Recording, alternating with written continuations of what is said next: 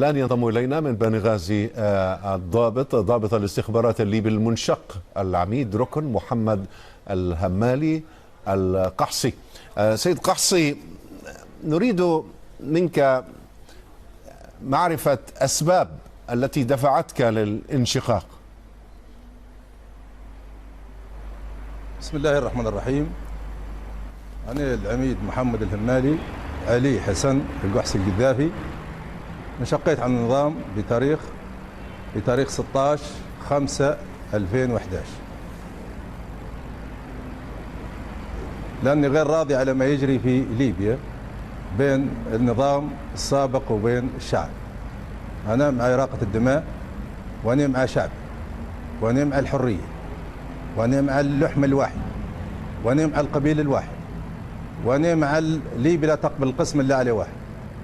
نحن مع ليبيا والقذافي كلهم مع ليبيا، بس متخوفين، مش عارفين الموقف، جاهلين الموقف.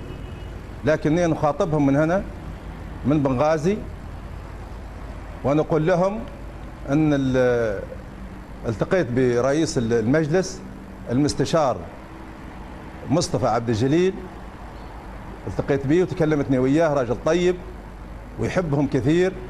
والتقيت بقيادة الجيش على راسها اللواء سليمان محمود، والحقيقة تكلمت أنا وياهم وتكلم معي في أشياء أثلجت صدري يعني.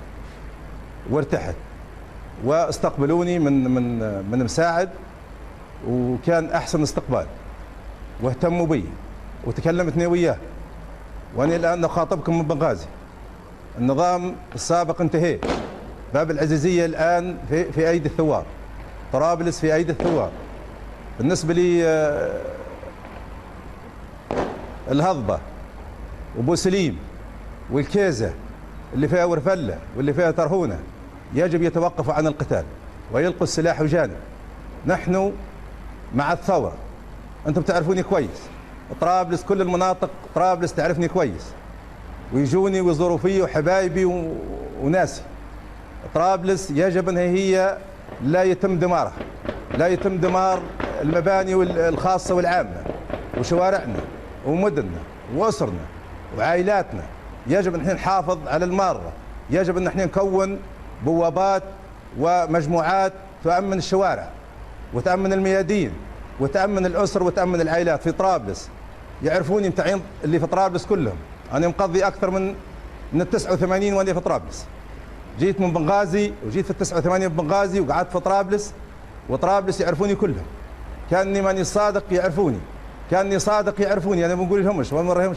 انا محمد الهمالي نخاطبه، وانا انشقيت عن النظام، ما لا اوافق على ما يجري، على سفك الدماء.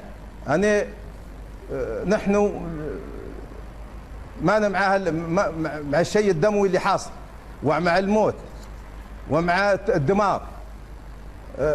معمر القذافي انتهى، حكمت 42 عام خلاص وانتهى.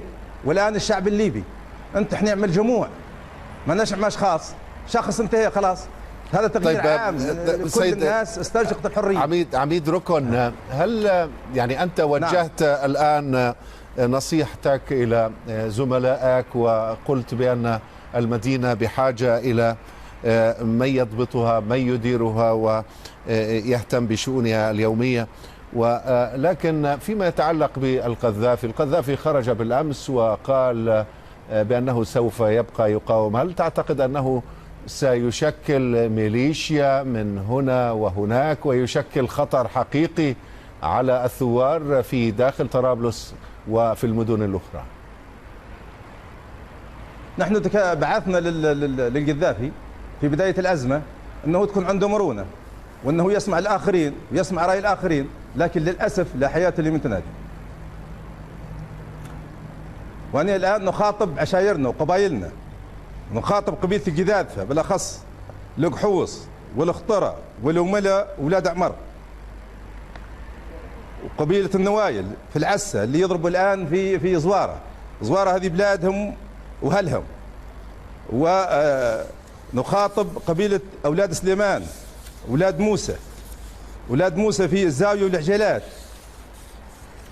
ونخاطب قبيلة القحاصات في غريان، ونخاطب قبيلة المقارحة في الشاطئ والشويرف وسبها، وقبيلة أولاد سليمان في سبها وهراوة، ونخاطب قبيلة الفرجان في سرت وفي ترهونة، ونخاطب قبيلة الحساونة في الشاطئ وفي سبها، نخاطب كل القبائل اللي في المناطق اللي في سرت واللي في سبها وفي بن وليد وباري وغاث ومرزق وورشفان العزيزية والقبائل الأخرى في ليبيا الحبيبة، في ربوع ليبيا بالكامل من الشرق إلى الغرب، من الشمال إلى الجنوب إلى الوسط، كلهم نخاطبهم يلقوا السلاح وينضموا إلى ثورة الشعب فورا، إلقاء السلاح فورا، وحقن الدماء، واللي قدامهم أطفالهم وأولادهم وأخوتهم وأشقائهم وحبايبهم.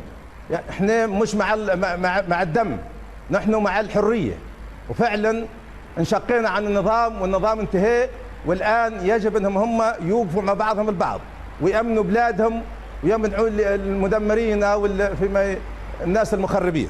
شكرا لك، شكرا لك.